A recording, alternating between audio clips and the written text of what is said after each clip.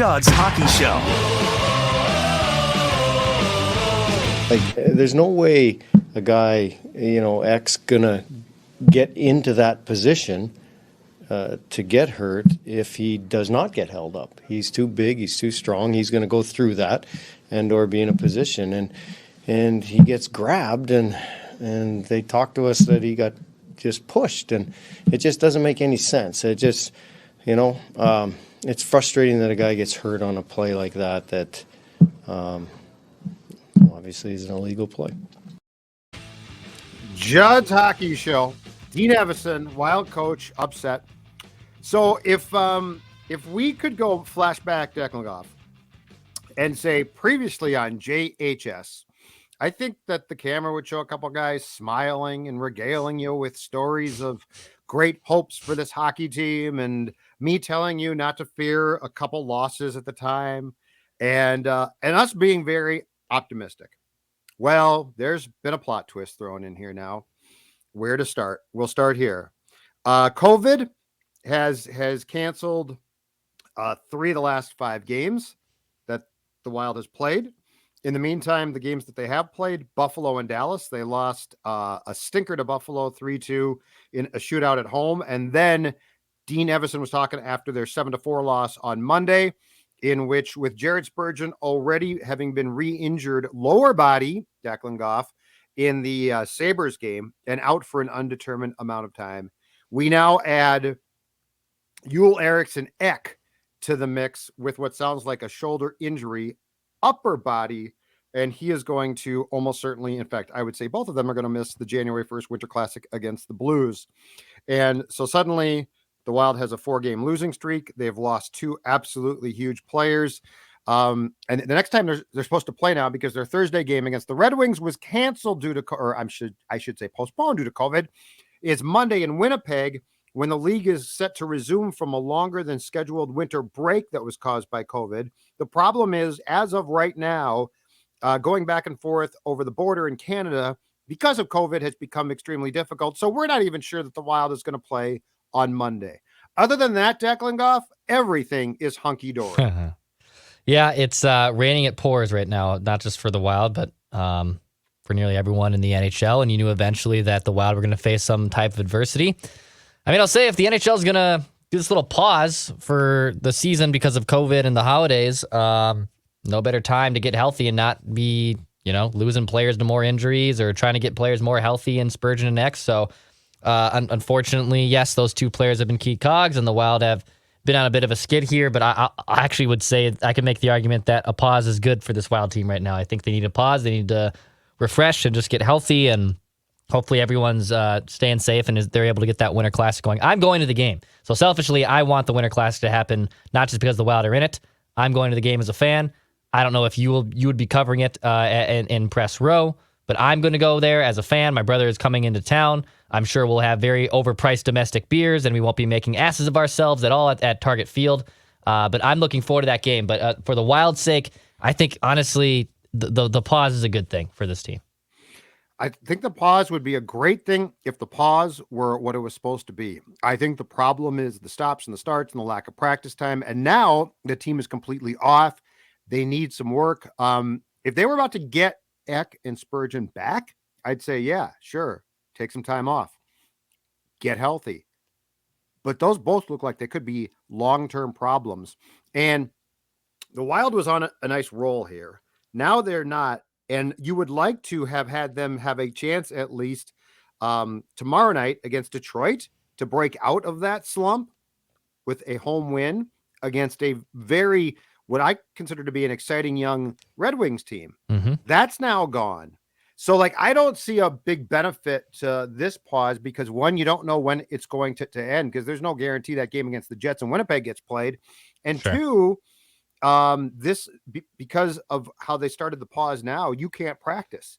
So they're going to go away, which I guess might help a little bit, but hockey players and coaches are creatures of habit. And nobody knows exactly when we're going to start again. And if we start again, can you travel across the border? And this is just, to me, COVID wise. It's just a situation that really becomes difficult because this team was on such a roll at one time. The Winter Classic, I think, gets played. I don't think it's canceled. I think that's fine. But just as far as the sanity of this team and the fact that I think that they are a good team, and the fact that there are definitely hopes here, normalcy returning at some point in time soon would be really nice. It would. Yeah. It stinks that we're here. This Omicron virus has definitely been more contagious. We're learning more and more about it each day. It's fluid, just like all the other buzzwords you can use for COVID in almost the last 2 years now. But yeah, it would be nice if they could play a Red Wings team that, is on the up and up, but definitely still beatable. I think the Canadian part, i.e. Winnipeg, makes things incredibly difficult. Like, I don't know what the league's going to do there. I don't know if they're just going to return to a Canadian bubble like they did last year. It's going to be really strange on that part. But, for the Wild's sake, if you lose Joel Eriksson, I think long term, what do you do here? I think the easy scenario is, Marco Rossi gets called up. And that's where you want to go. He's leading the team in points. He's off to a hell of a start. This is his first time playing organized hockey in a long time, but that would be the easy swap in, swap out. Bill Guerin said the other day, I believe, that, he has to earn that opportunity. Guerin's not just going to hand out one, but you really can't afford to just throw in Victor Rask and Nick Bukestad and say, hey, you guys go play 17 minutes a night now. I think the best way to replace Joel Eriksson is just to call up Marco Rossi. Goudreau will play more. We'll definitely move back to the center position on a full-time basis. But yeah, I mean, this all depends on the real question is this: what do you want this season to be, right? Because I mean, Nick Bukestad, as a face-off guy and as a fourth line wing, has developed into that's a really good role. But if you start to ask him to play top six, I mean, I'm sorry, that doesn't work. But this really, and I mean, this is Dex, this is the question that we don't know the answer to completely. What does Bill Guerin, Evason, and this franchise, what do they see themselves as? True contenders? A team on the rise? Like, we don't know that. We've all got opinions and we've all got theories. And the future, certainly from a prospect standpoint, and we'll get to that, looks bright. But like the right here and now, with a team that has spent basically up until Christmas in first place in the Central Division for the most part until now, playing really well. What do they see themselves as? And are they willing to call Rossi up, speed up his progress in the name of, or for the sake of the now? And like we can debate that and talk about that, and I'd be curious to see it. But ultimately, it doesn't really matter what we think.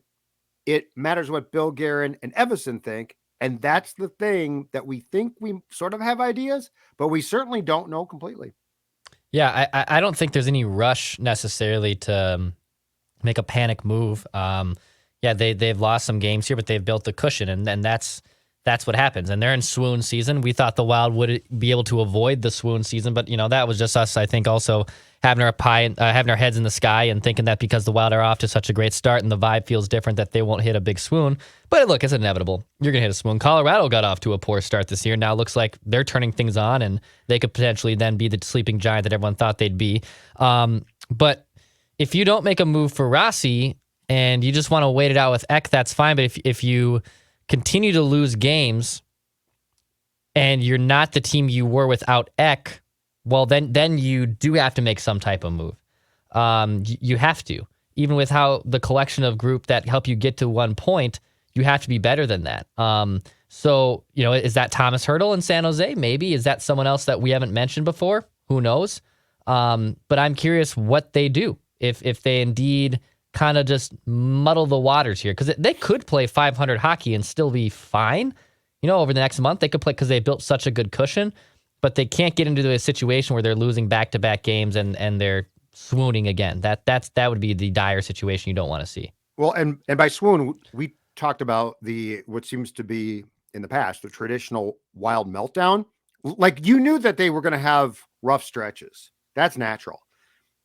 The Wild, though, falls into these ruts of 8 or 9 consecutive defeats, which is a true swoon. So they're at 4 right now. They're not to that point.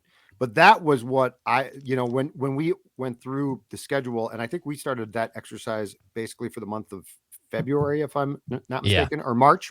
Pretty much.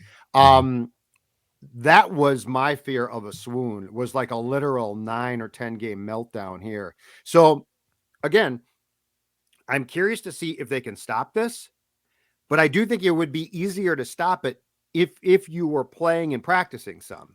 And like, we don't know when they're going to start back up again, and then they're going to hit the Winter Classic. And we could talk about focus, Declan, but until that game is done, that's going to be the focus. Like, everyone's going to be talking about the Winter Classic's coming. I mean, personally, if I'm a GM or coach, I hate that thing, because it's like, I just want to play normal games. Like, as fans, it's great, it's fun. But like, if you are Dean, you just want your team as focused as possible on the next game. And the problem is, they don't know when that game is going to be. And so I'm not making excuses, but I think this is where for not just the Wild, a lot of teams, it gets dicey, right? Because like, you're not quite sure when you're going to play again. And in the Wild's case, or I guess the Blues, all of the focus now is, but let's talk about the Winter Classic. It's like, we'd like to just play hockey games again, you know? Right. Yeah, I mean, I personally don't think the Jets game happens just with Canada. If that game was in the continental United States, it probably has a better chance of happening, but it's in Canada, and Canada has tight restrictions. So they're probably not going to – I would say it's probably very likely the Wild won't play a game until the Winter Classic, which is obviously now like 10 days from now as we record this on a Wednesday. So it's going to be a long time before they play again, which, again, I think is good. I do think it's good. I think it allows them to rest and recover, and I know that they're just circling that game. And it's nice. It's just, I think it's good for their mental state. I think it's a good thing for them. I personally do. But when they get out of that Winter Classic, you got to go to Ottawa. Again, might be canceled. But then you get Boston in Beantown, home against the Capitals, and then on the road against the Jets again. And the Canada situation is so difficult. So you have difficult teams to skid. Like, getting out of this skid is going to be interesting, because and that's to your point of, all right, we have this, sideshow of a game. I love the Winter Classic, but it's a sideshow. It's a sideshow of a game. And then we don't know if we're going to Canada. And then we possibly have to go to the Bruins and also play the Capitals. So two of the better teams in the Eastern Conference. If this team can truly handle adversity, we're going to figure it out very early in the new year. We will. And so, to be clear here, as a fan, I think this is going to be fun. The Winter Classic is cool. Yeah. Like it's a very cool thing. If I was Guerin or Dino, I hate the Winter Classic, and I hate Christmas, and I hate right now. You've lost your players. They get to go home. I don't know where they are. And what I really hate, if I'm in their shoes, is this one. Okay, great. Recharge, right? But it's COVID. And I can't bubble you up, baby. Like, you're out with family and stuff. And so the lack of control, I've always said this, if I coached or managed a team, the loss of control of your players in season, to me, would be such a pain in the ass, because now I don't know what you're doing, where you are. Are you trying to stay in shape? Which, by the way, some guys 1,000% will, and some guys 1,000% won't. I can't have you practice. Like, these are all the things. Like, I get the whole recharging, and if you can do that in a couple of days, awesome. That's great. But we're literally talking now about losing guys for a week. Like, they backed up this. So that's where, if I'm in their shoes, I hate it. As a fan, I don't really care. But if I was Dean, and now, what's Kaprizov? Like, I guess he's like with Spurgeon's family or something. I don't know. So, so there's a lot of pitfalls and perils here. Question. Yeah. Bigger loss, because they both look to be potentially long-term, Spurgeon or Ek? I would say Ek. He is kind of the key cog in that middle, and if you lose him, the depth of good centers, you and I think had that conversation. This was even like before Ek got hurt, obviously, but we were just talking about how the lack of good centers. You can plug in Goudreau's, the Rask, the Bukestad as a swing center, right? Like, you can find and call up those guys and plug and play with them. But in general, I mean, if you're a cup contending team like the Wild aspire to be, and look like they have been for the first few months, you can't be playing those guys and expect to be taken seriously. Spurgeon, I think, means more to his group. Like Jared Spurgeon is the captain, and he's a damn good player and plays all three facets of the game. But I think X loss is more magnified because now your entire offense looks very muddied. It looks muddled. He's a key cog. His line is very important to the team. I think X loss is more important than Spurgeon's, or more dangerous than Spurgeon's. I think I agree because of the depth thing. And I think if you have, so Spurgeon's a big loss. So I am not discounting his loss one bit. His losses hurts a lot. But I guess in my opinion, or in my mind, Spurgeon's out, but Brodin's still playing, right? So Brodin's a great stabilizer. And I mean, he's a great player. And so I think you still have a defenseman in Brodin who I would consider to easily slide into and or just flat out be your best defenseman. Mm-hmm. Ek is not on the first line per se, but I don't think that there's a debate. He is your best center. So I think you're right, given the depth or lack thereof at certain spots on this team, because Spurgeon being replaced by Ben, like, don't get me wrong there. That's a big deal. Like, that's a big step down. But at least Brodin's presence provides stability on the blue line. And I feel like Ek provides stability at center, and I'm not sure that it's replaced. Hartman I like a lot, but I mean he's still a guy that got moved from wing, and he's a really nice player. But he doesn't like jump to mind. Like Brodin jumps to mind, like, okay, you still got him. Hartman doesn't. So I think I agree. And yeah, I am just so curious to see what the move is now, especially if this is going to be a, shoulder that needs surgery. And if Erikkson going to be out for weeks, if not months, does Bill Guerin go right now and try and make a trade and trade a prospect or draft picks, which I think he is loath to do, to get that player? Or does Bill Guerin say, we're not close enough to really being that team yet to make that trade? I think he's being sincere when Bill talks about, I really like this team and this roster, and the pushback against, Judd, Declan, the rest of you, would you shut up and quit talking about going out and trying to trade for a top line center? I think he's being sincere about that one, but this does change the dynamic. At least some, it has to. It 100% does. I mean, they tried out Joel Eriksson as that top line center, and it was fine, but it wasn't what they thought they'd be, though it thought it would be. So they move him back, obviously, with Foligno and Greenway. And by the way, Greenway's banged up, not long term, but he's banged up too. So you lose the whole cohesiveness of that line. I will say the player that got the most benefit of that was Kevin Fiala. Kevin Fiala has 2 goals against the Stars, and in general just looks like he's starting to break out a little bit more. So we talked about the pause being a good thing for the team. Well, we can make the case that Kevin Fiala gets hot. I don't like the pause. Too long a pause. You like the pause. I like the pause. Give him a couple days off. Get him back here. Get him on the ice. But now with Fiala's game trending in the right direction with the pause, that is kind of bad news. I mean, it is. I want this guy to start scoring more goals, and he had a good game against Dallas and looked a lot stronger against Buffalo. I was there on Thursday. You missed Jared Spurgeon bobblehead night. I still can't believe. Unfortunately, Judd misses. I have 2 of them. I have 2 of them. Oh, you didn't tell me you got 2. I have one that they gave me, and our friend of the show, Patrick Donnelly of the AP, also volunteered his in return. In his return, he said, you just need to buy him a beer at Bunny's and we'll call it square. I'll buy him a case of Surly, baby, for that. I know you would. I just want my one. I don't need 2. I just want 1. That's right. COVID, man. COVID. I got COVID. Yeah. All right. It is the least surprising thing of all time, and I've been calling for this before COVID reared its ugly head again. It's official now, though. The National Hockey League and the National Hockey League Player Association have pulled out of the Olympics. They will not be going to Beijing for the games. Your thoughts? Right decision to make. Right decision for sure. It stinks. I'm not anti-Olympics like you are. I think the Olympics are fun. They're a blast. I love summer. I love Winter Olympics. I love all the activities. I'm all in. I am that patriarch who is crying at the screen when the person wins the gold medal at the podium and has tears going down their face. I'm not always proud of my country for the decisions they make, but damn it, at the Olympics, I do love it. I will say in this case, with the vaccination or quarantine, requirements in across the country all being different, and the potential of losing a player for 3 weeks due to quarantining and testing positive and all this stuff, right decision, completely right decision. The Wild are playing very well.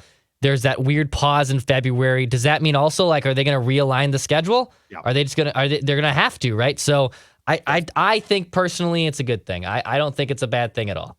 2-week break, right? I think it was going to be a 2-week break or a 2.5-week break. I think it's like 2.5. What I've read is the agreement is probably going to be to give the players a week off and then come back in what was going to be the second week of the Olympic break, Declan, and play games. Building availability across the league is a problem.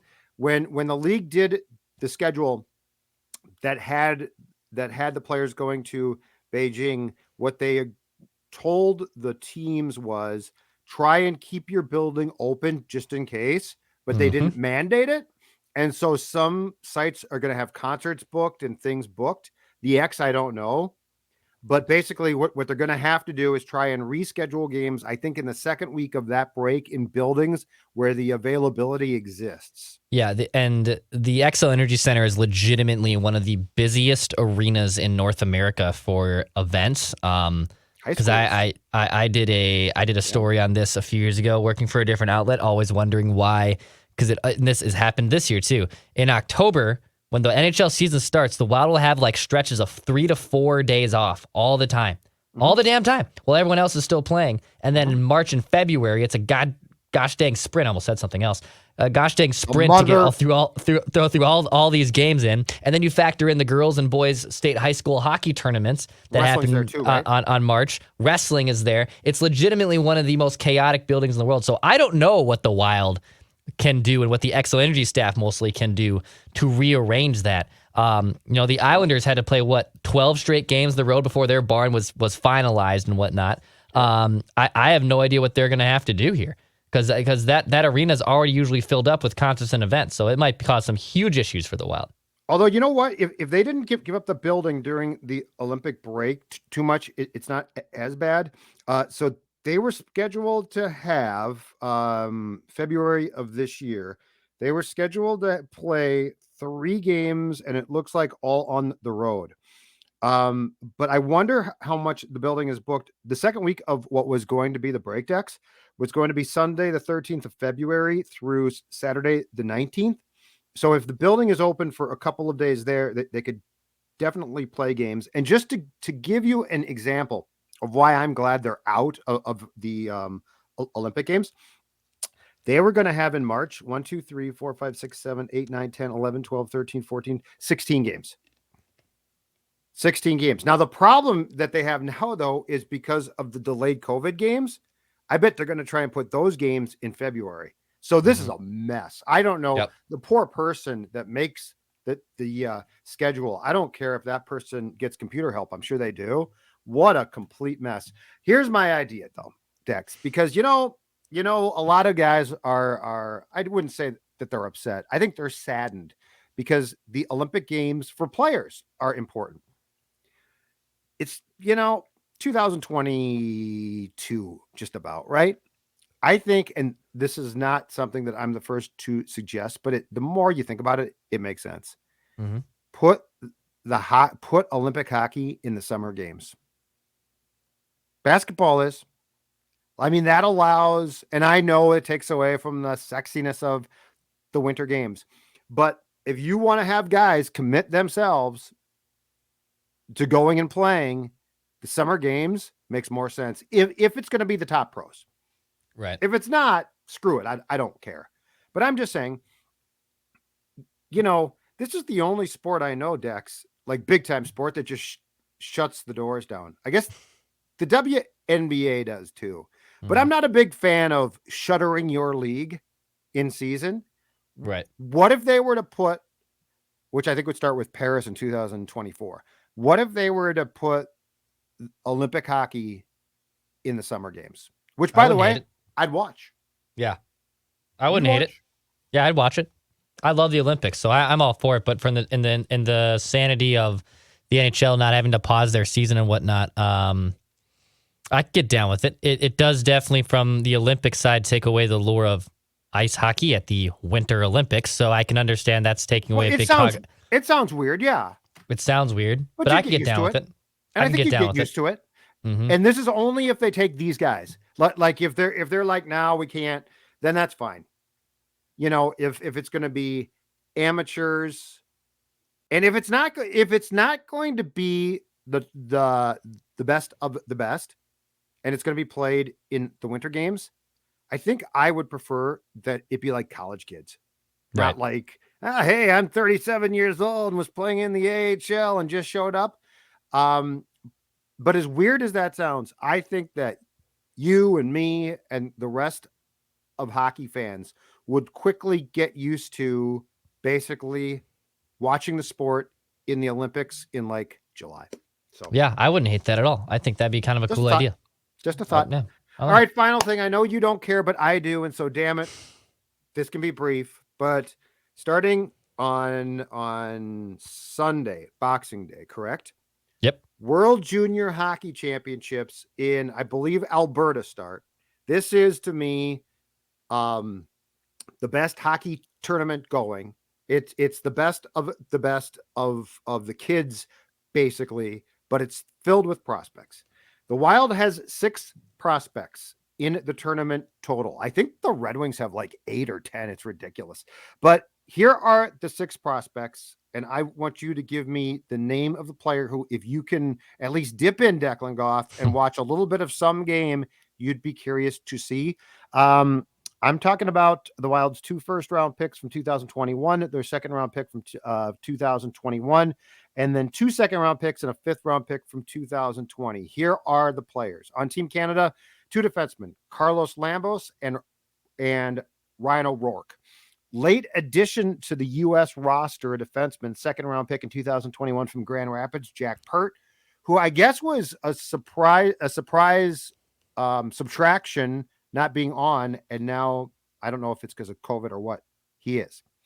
Go Huskies when it goes St. Cloud State. Exactly. 2 forwards, Pavel Novak from the Czech Republic, and then I'm going to give you the Russian kid who played last year, second round pick. He just did the same thing that Kaprizov did back in the day, Dex. He re-signed in the KHL, but I mean, okay. Exactly. His name is spelled Khusnutdinov. And I thought to myself, I got to find that pronunciation. I got no clue. According to Gord Miller, who calls the World Juniors for TSN, it's Khusnutdinov. Merit Khusnutdinov, who is supposed to be a big-time player, and he's very good. And then the last one is the Wild's first-round pick from 2021, Jesper Wallstedt, who is Team Sweden's goaltender. Which one of those 6 intrigues you? Give me the Khusnutdinov. Very good. Khusnutdinov. He looks like he could be, your classic Russian player who could light it up in the KHL, and I'm sure has a hell of a shot. And Kirill played pretty well at the Winter Olympics last time he was there, obviously too, helping. And it's not a Russia, right? It's the Olympic Committee of Russia, because Russia. That's that's the Olympics, but for this, it's Russia. But for World Juniors, it's Russia. Yeah. Yes. So I think Hunitsov, whatever the devil you want to call it, Khusnutdinov. I had it right the first time. I want to watch him. I want to watch what he does. These Russian kids are fun to watch, so I'm excited to see what he does. And this could be Kaprizov center for a long time, Mr. Goff. This could be Kaprizov's. I am going to go with the first round pick from 2021 because I think Cam Talbot is keeping the seat warm. Jesper Wallstedt, the Swedish goaltender, who I guess is very, very good. And I am thinking that in a couple of years, it is probably Wallstedt is the top goaltender. Kakkonen is behind him, perhaps, and Talbot is gone. But I think the Wild believes in its heart that it has found its top goaltender, and he's going to be playing for Team Sweden. By the way, NHL Network, I believe, carries just about every game. Yeah, they usually marvelous. It's fantastic. It is the hockey equivalent of March Madness in basketball. So Yeah, it's close. I like it. It's just I don't stop the masses and watch it. I have get other up, things I to watch do. it. It's fine. That's funny because why would you allow Christmas time to interfere with your hockey watching? Because it's Christmas. To do. It's Christmas. I love Christmas. I'm comes not every year. like you. I'm not the Grinch. Hockey changes constantly. It's great. It's great. Boxing Day, December 26th. I'm pretentious. All right, Dex. Tell people how they can find more Mackie and Judd, Purple Daily, and Declan Goff. Yeah, subscribe to this YouTube channel on Score North MN. We just hit over 10,000 subscribers a couple weeks ago earlier this month, so thank you for helping us out there. But if you like daily Minnesota sports entertainment on the Vikings, Wolves, Wild, and more, hit that subscribe button. We're obviously on Apple, Spotify, and the Score North app. Head on over to the Score North app for everything Score North related, including Judd Zolgad's Roundup. I love me a Zolgad Roundup. He does it a couple times a week, puts his little ear to the ground and figures out what he's hearing, what he's looking. Eyes on Google. So if you like Minnesota sports content, hit the subscribe button right here on Score North MN. If you want Minnesota Vikings content 7 days a week, head on over to Purple Daily, where we pump out 7 days a week Minnesota Vikings content. I forgot one thing. Yes, sir. I forgot to read. Yes, you did. I should work this in. So, Declan Goff, what have you noticed in the last 2 months about Judd Zolgad? Judd Zolgad is a completely new man, not just mentally, which I've always wanted him to be, but also physically. That is because of my friends at Livia Weight Control Centers. And Declan is right. A couple months ago, around 240, I was jowly. Like I went back and looked. My face was so fat. I didn't feel good about myself. My pants, they were far too tight. Livia Weight Control Centers has helped me get my weight not only under control, but to get down to about 210. 200 pounds is the goal. And the best part is they're going to help me stay there. Limited time offer that I'm about to tell you about. And I know it's the holiday coming, but this offer ends this week. So it's worth inquiring about. It's the best deal. Save 50% off the program and your first visit is free. 50% off the program. 855 go LIVEA Livia.com. Livia.com LIVEA 855 go Livia, do it today and feel better about yourself in 2022. Take it away, Dex. Pass, shoot, score.